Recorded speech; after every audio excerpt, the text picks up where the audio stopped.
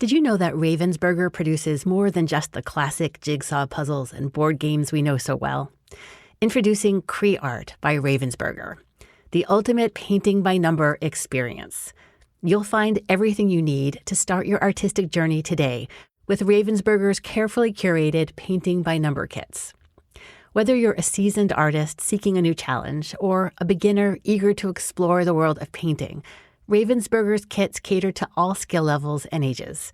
Embrace the therapeutic benefits of painting by number as you melt away the stresses of daily life and find solace in the act of creation without facing the pressure of a blank canvas. Easily explore Ravensburger's wide selection of enchanting designs on Amazon, ranging from majestic landscapes to adorable animals and everything in between. Let your imagination run wild and embrace the joy of painting with Cree Art by Ravensburger. Shop Cree Art on Amazon today. Hey, this is not an ad. It's just me giving another recommendation based on my research. If you're looking for an environmental organization to support this year, you might consider 350.org. All of their work is about dismantling the influence of the fossil fuel industry and building climate solutions that put people, not corporations, first. 350.org is an international movement of ordinary people working to build a world of community-centered renewable energy for all. Their mission is to build a more sustainable and just future by collaborating with communities at the front lines of the climate crisis. These are communities who are contributing the least to climate change and are seeing some of the worst effects. Their work has had lots of success, including pushing more than 1,500 universities, foundations, cities, and churches to divest more than $40 trillion from fossil fuels. You can find out more at 350.org. Hub and Spoke. Audio Collective.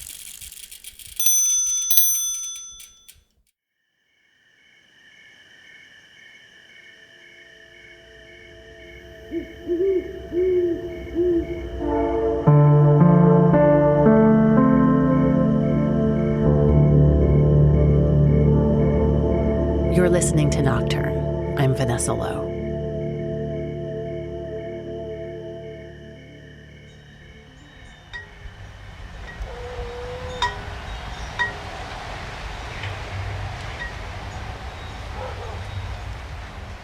What leads a 21-year-old to leave the college of her dreams and travel clear across the country to live off-grid in the middle of a vast, barren desert, surrounded by art made from trash?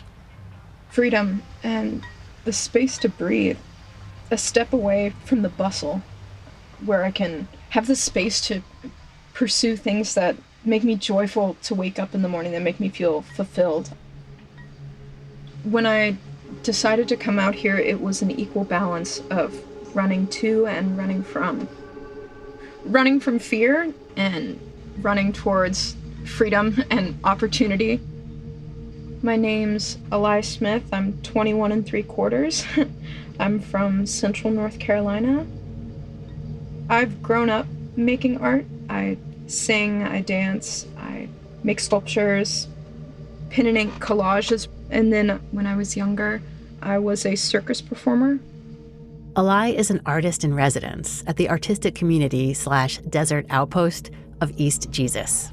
I learned about East Jesus through another podcast. It was mentioned ever so briefly, and I thought that it was fake because the podcast was a story. But I did some digging and found out that East Jesus was a real place. And it's funny, the name actually means east of nowhere. It's like a colloquialism, just out in the middle of nowhere in, quote, the last free place. East Jesus is a collective of artists. Its goal is to be almost a never-ending art project. People from all over come here. Their values are sustainability, free expression. It's hard to put it into words. How do I put 3 decades into an anecdote? The website for East Jesus calls it a sprawling 30-acre museum dedicated to large-scale art and touts its membership in the California Association of Museums.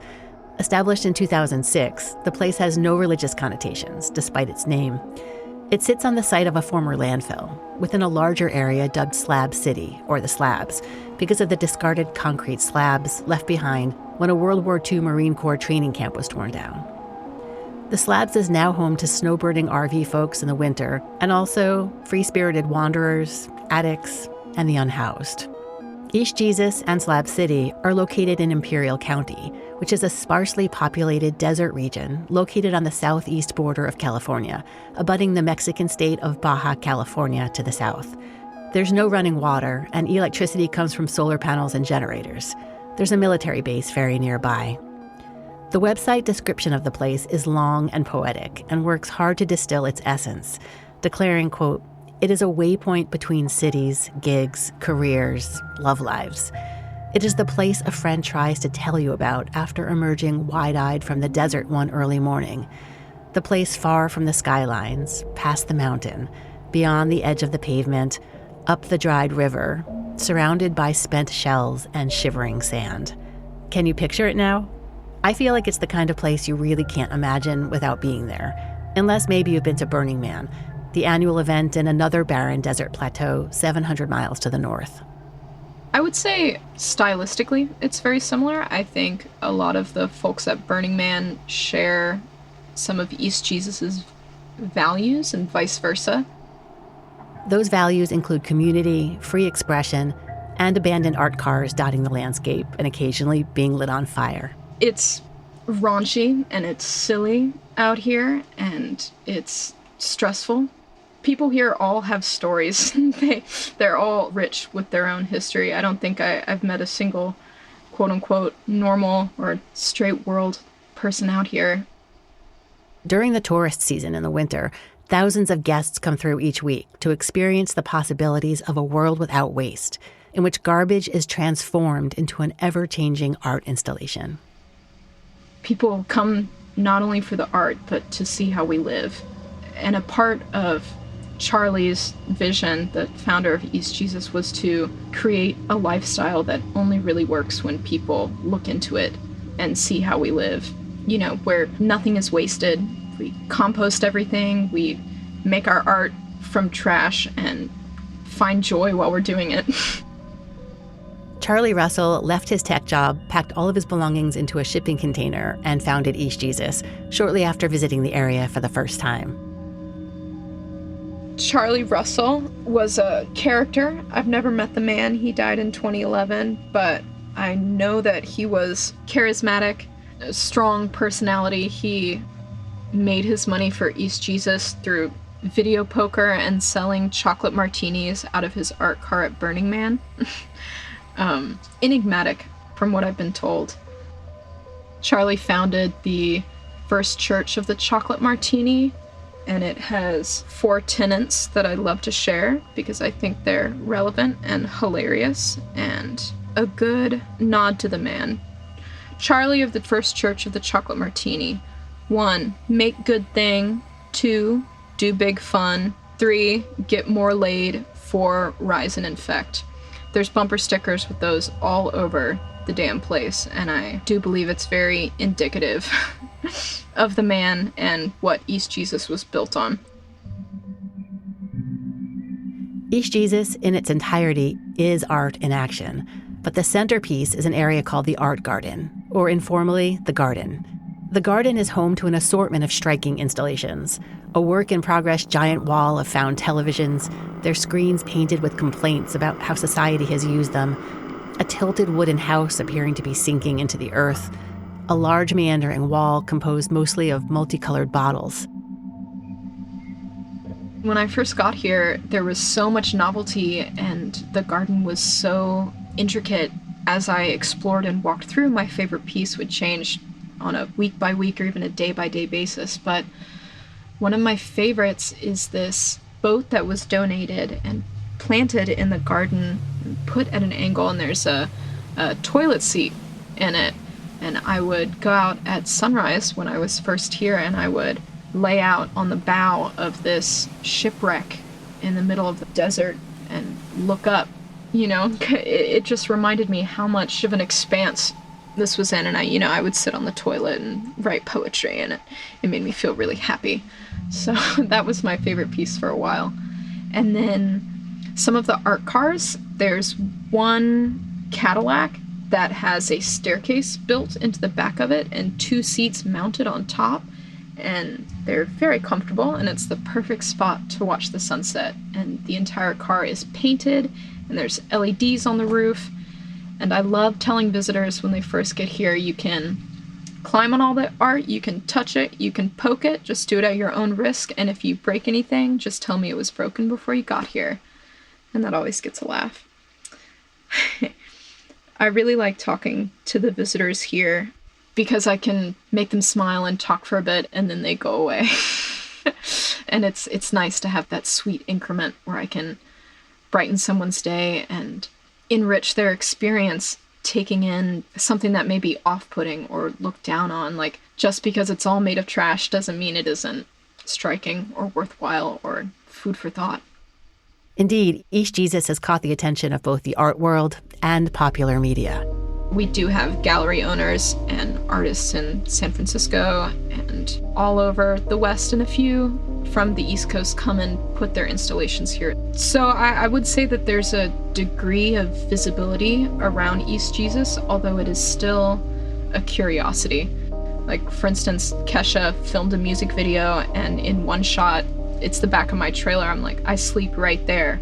And we actually just had a documentary crew come out to film their artists making a sculpture for East Jesus. I don't know if you've heard of Robolights, but they're another similar artist collective. And so I would say East Jesus has permeated the art world and the media and culture in ways that are subtle but present. For roughly 2 decades, the folks who lived and worked at East Jesus were technically squatters, like the rest of the inhabitants of Slab City. Then in 2014, a nonprofit foundation was formed, and in 2016, it successfully purchased the land from the state of California, with the express goal of keeping Charlie Russell's dream alive. So East Jesus is a 501c3 charity, and we receive donations. At the height of our season, we'll have people coming in back to back through our gates. The parking lot will be full. So we make do. We also have a GoFundMe. We have a board of directors and people who pledge to the art museum to be patrons. East Jesus has a few long-term inhabitants. Someone called Jen is the unofficial curator. And there are the artists in residence, like Alai. Around 6 people in total keep the whole place going at any given time. This is a volunteer position. I get paid in housing and food and art supplies. And one of the requirements was doing 4 hours of chores or community work a day, and then the rest of the day is yours. And that becomes lax in the summer when that's no longer possible. So for me, that's maintaining the garden, taking care of the chickens, restoring pieces as they get inevitably destroyed by the desert, keeping an eye on the human waste composting, taking care of the land, the infrastructure, be that putting up new fencing, working on a new construction project, and just giving back on a day-to-day basis. And I'm really lucky, and I'm grateful that doing acts of service makes me feel really fulfilled and satisfied. That and absolute freedom to do her art. Right now, because it's hot, I'm doing less large-scale pieces and more pen and ink and collage. I also write a lot. I have 5 different journals, each with a specific and silly purpose. And that's where I am with my art right now. But I love having art that challenges me. I knew that coming out here I would have access to mediums that I never would have encountered anywhere else. Where else can you pick up a jungle gym off the side of a road and turn it into this tower covered with spikes, or spray painted or woven with cloth? I feel like all my artistic endeavors out here are so accessible.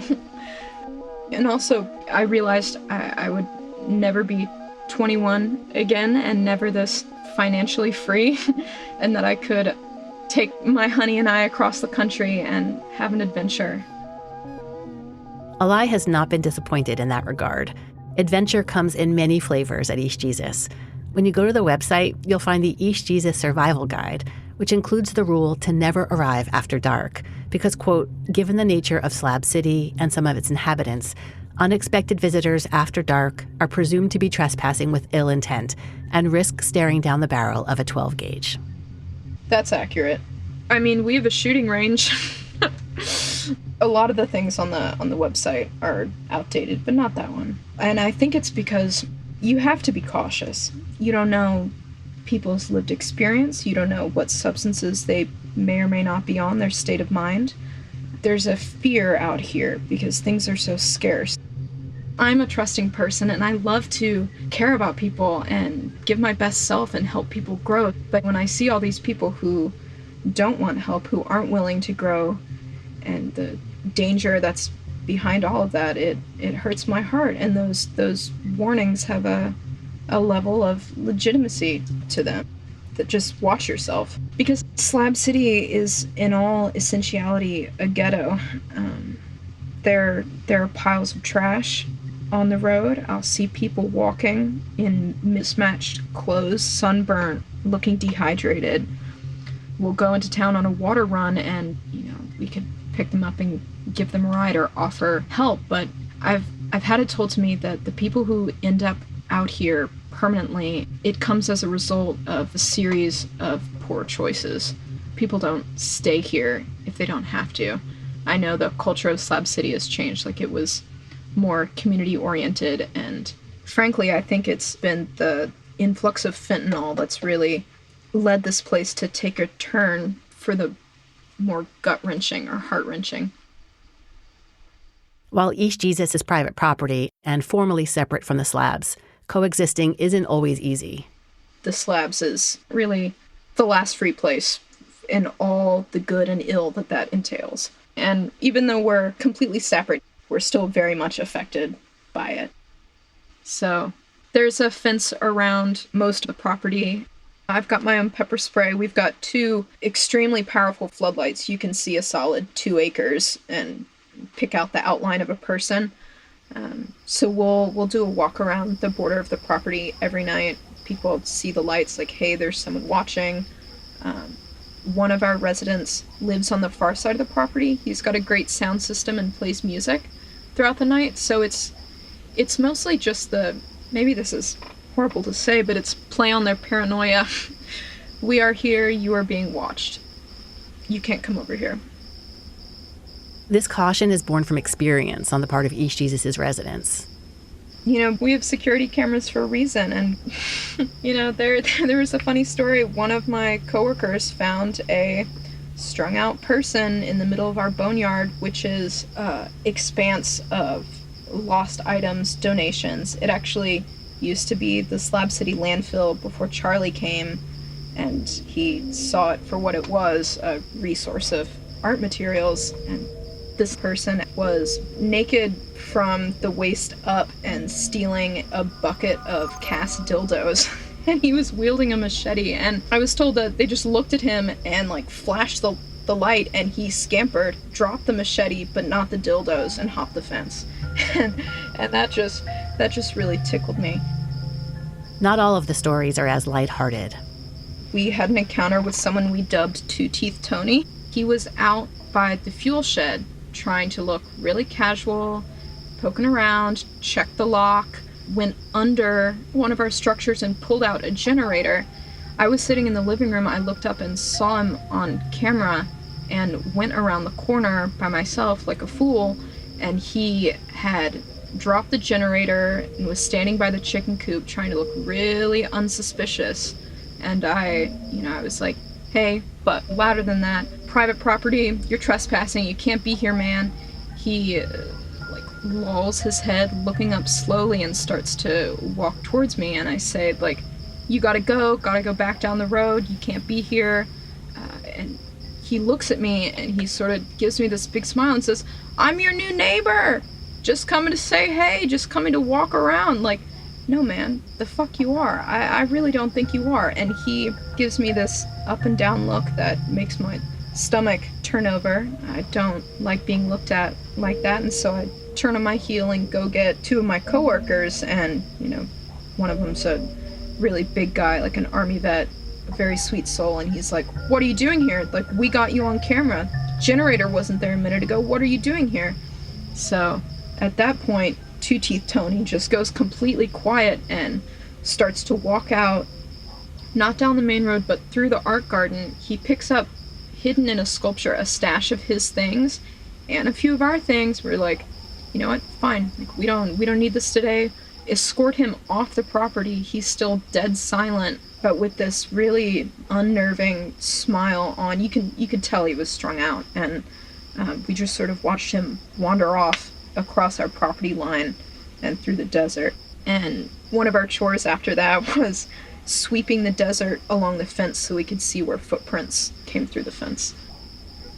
Keeping an eye out for intruders is just one of the challenges faced by the residents of East Jesus. The summer is long and the winter is long, and there's that brief period of beautiful weather in between, and then it's gone like a snap. Early June is when we start hitting mid-90s, and then we'll break 100 degrees in early October. Because of the intense heat in the summer, people around East Jesus and the Slabs shift toward a nocturnal lifestyle. Out of necessity, I wake up usually an hour or two after sunset, like 9 p.m., and then go to sleep an hour or so after dawn, because that's when it's coolest. At the height of summer, and I recorded it, my hottest day was 124 degrees. It's just not safe to go outside for more than 10 minutes, like the risk of heat stroke and heat exhaustion as well. Your whole body just slows down. Your appetite goes away. One day I took a temperature gun just for kicks and checked the carpet that was sitting out in the sun, because there's no floors here. It's all dirt covered with carpet and then furniture on top and structures built over it. So I forget that even our living room isn't really inside. It's just sand underneath. But I checked the carpet and it was 322 degrees just outside midday. So that's about when I started wearing shoes outside. The heat affects more than when people sleep. Things get weird. The heat changes everybody. More sluggish, more irritable. And if you're an addict out in the desert who has nowhere to go and things are already hard, those kinds of stressors can be a significant catalyst. Like this morning, or my evening, hearing people scream in the distance is sometimes unnerving. Mostly it just makes my heart hurt. This time of year, most of the tourists who come and stay in the slabs surrounding us are gone, and it's just the people who have nowhere else to go. The military also does a lot more drills. Like we'll hear more gunfire, artillery, and stronger explosives go off. The animals get more vicious, without a doubt. So summer tensions are running high throughout the summer, and the slabs get more active at night as well. You'll hear more people shouting, playing music, more dogfights, more gunshots. In the towns around here, people who don't have a vehicle, they'll walk to town before dawn or in the hours before dawn. I know in the surrounding towns, everyone closes their hours for midday, like heat of the day, and they'll push 1 or 2 hours later or earlier in their hours. There's just no other way to do it. Being active at night creates more interaction with some of the more intense night-dwelling animals in the desert. Snakes, scorpions, they come out at night just the same as we do. I've encountered 2 rattlesnakes here, killed a scorpion, and seen another. And that's only what I've seen and heard. I know there are more lurking, always. No, I learned that you can tell the age of a rattlesnake by how long its rattle is, because every time they shed, they gain another rattle. So I was actually walking from the pantry to our bathroom, and just next to us on the corner, there is our library. And underneath, I heard this really long, slow, like, it's this if you've never heard a rattlesnake rattle, stopped me in my tracks. And I ran and got Jen, and we were listening to it, and she looked at me and she said, "That's an old snake." I'm trying to remember if they caught that one with a pole and a bucket, or if we just left it and waited for it to leave. But I do know that the other time that we saw a rattlesnake, we had a warning because the cats were acting really sketchy around it. And that's one of the other reasons that we have cats around, because they'll catch any larger bugs, mice, and if those are left, then the snakes come. And we can't have that. We're at least a 30-minute drive from any real hospital, and so if you get bit, that's absolutely not good. I do know we have a kit for sucking out venom, but that's mostly for the scorpions. We have two types out here, the Goliath and the bark scorpion. One of them can climb vertically up walls, and the other one has one of the most painful stings of any insect on the planet. And yet still here I am in bare feet. It's a dangerous game, I know. Despite the harshness of the environment at East Jesus and the occasional run-in with intruders, Eli finds a lot to love, especially at night. I will say I'm really grateful for the nighttime here. It's, despite some of the less pleasant ambient noise around us, it's very peaceful. The sun is very bright in the day, and I can feel my skin start to crackle when I walk around the corners out of the shade. Now, I've just never appreciated the night like I have in my time out here. Being at East Jesus, I absolutely feel at the edge of the world.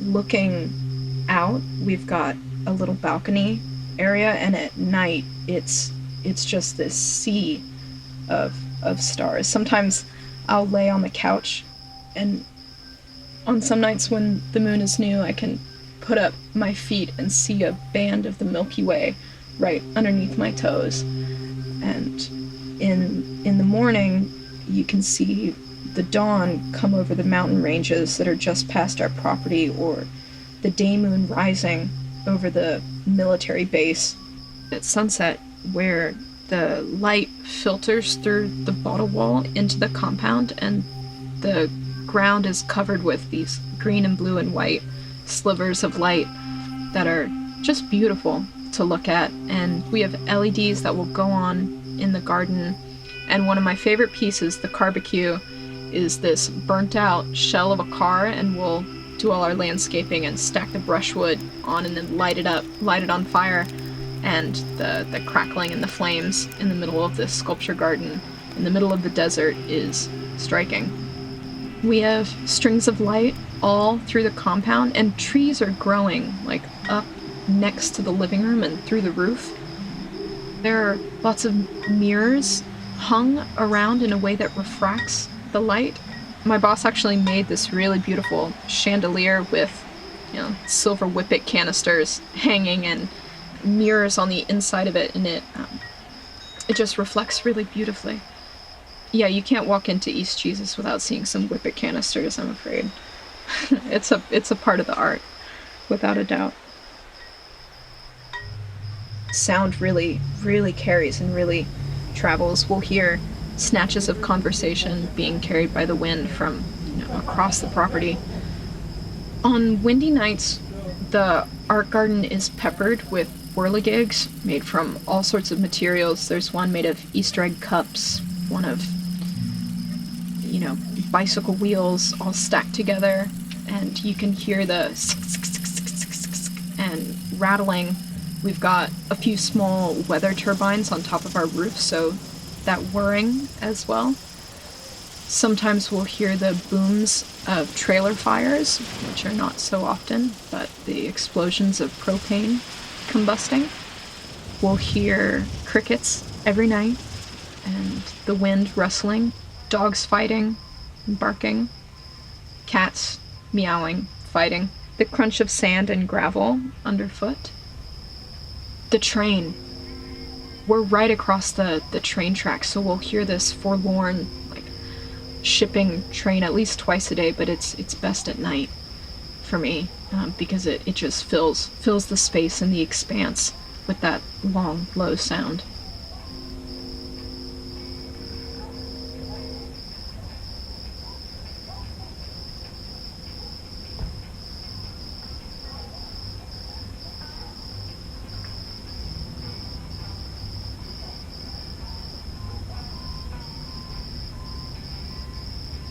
The East Jesus residencies are explicitly for artists in transition, and they're often pretty short-term. Alai has already stayed longer than she had anticipated. I've spoken to Jen about it and checked in several times, and she said to me, like, you're a delight and you're welcome to stay as long as you'd like. And, you know, I fell in love with this place, and there was no pressing need for me to leave, and I really enjoyed staying. And so here I am, and it was allowed and encouraged for me to extend my residency. The longer she stays, though, the farther she gets from the outside world. One day, going out to do some shopping at Walmart, after finishing up, I walked into the bathroom and, did my thing, and out of muscle memory flushed the toilet, and it jump scared me. I got really spooked. I forgot what the sound of a flushing toilet was like. After doing human waste composting for 6 months, I was just aghast at the waste of water, and I just stood there looking at the toilet bowl for a minute, laughing at myself and laughing a little hopelessly at the volume of waste. I think that's something that's been most impactful about my time here, is after being so self-sustainable and being so eco-conscious, it really hurts my heart to go back out into the world, and it makes me laugh, because if you can't laugh, you cry. Alai will be leaving soon, though. She'll have been in the desert for almost a year. I know it's going to be a shock, a culture shock. Absolutely. I'll incorporate what I can and remember what I can't for when I return. But this will not be the end of my time at East Jesus. I've put a lot of work into this place, and God damn it, I have sculptures that I need to finish. I put my time and my heart into this place, and it shows, I think. Maybe that's bold to say, but I would love to come back, and I know that I'm welcome to. I also know that that's true for East Jesuits, past, present, and future, which is why we have happenings and gatherings periodically throughout the year. It's almost these homecomings where 30, 40, 50 people will come and make art all together, and will eat and make merry, what have you. This community has a wider reach of people than you'd expect. There's rocket scientists, lawyers, dancers, producers, technicians, all part of the East Jesuit family. All looking for and finding the same thing. East Jesus is freedom, and it's struggle. It's community, relying on each other, and pursuing things that make a life worth living.